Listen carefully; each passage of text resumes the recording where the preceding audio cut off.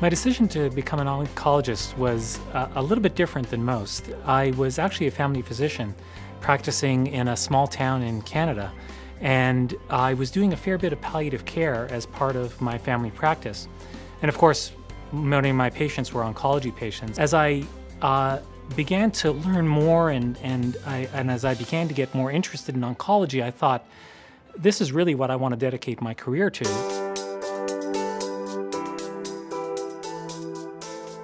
I remember one patient in particular that really, and I think I'll never forget her. I was a fairly young physician at the time. I was just out of family practice residency, maybe in my early 30s.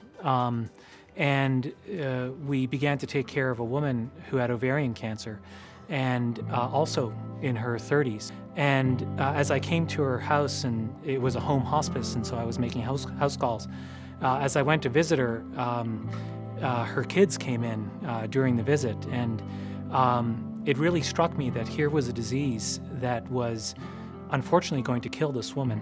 That was inevitable. And what she was going to leave behind were small children, a husband, friends, other family members. And again, I'll never forget that, because that really left me with a feeling that we have to do something about this. The cancer that I spend almost all my time studying is head and neck cancer.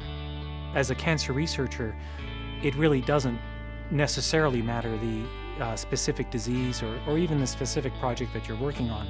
I think we're all trying to do the same thing in general, and that is turn cancer into something different. Instead of a devastating and often terminal illness, into something that at the very least can be controlled and at the very best can be cured.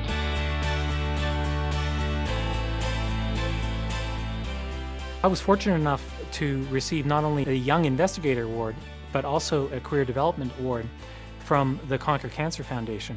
The Young Investigator Award I received from the Conquer Cancer Foundation was to support the basic science, the laboratory science that I was doing at the time. We ended up publishing that work, and we ended up at least beginning to lay the foundation for possible clinical trials.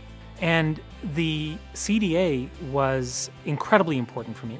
I'm Canadian, so when I was training for fellowship, the regular NIH-sponsored or American Cancer Society-sponsored early career grants were not open to me. So, as you can imagine, the pool of possible grants becomes incredibly limited. Fortunately, I was able to participate in clinical trials at the University of Chicago that I think most fellows are probably not exposed to. These clinical trials had to do with epidermal growth factor receptor inhibitors. And we made a very simple, but what turned out to be a prescient observation, in that patients who got the most common side effect from these drugs, and that is the rash, seemed to do better. In fact, seemed to do dramatically better.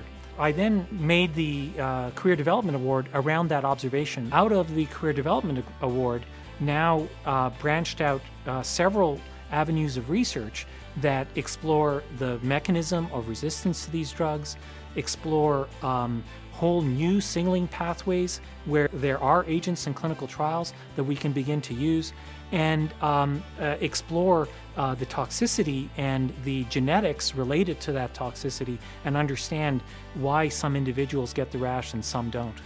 What we try to do all the time in my laboratory, and in fact in the clinic, is to try and connect those dots between what we're doing at the bench and an application to patient management. That's the way we're thinking all the time, because as a physician, ultimately that's what I want to do.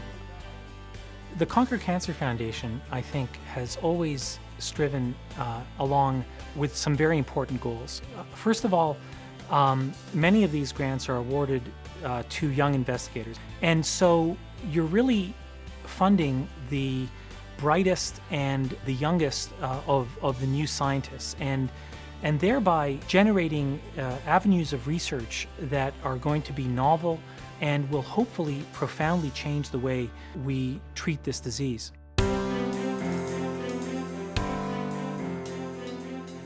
If I think about a patient who comes to our clinic and has just been diagnosed with head and neck cancer, there's nothing more satisfying to me than being able to tell them, first of all, that there really is something that we can do, that there are treatments that we're developing all the time and research avenues that we're pursuing all the time to make this better.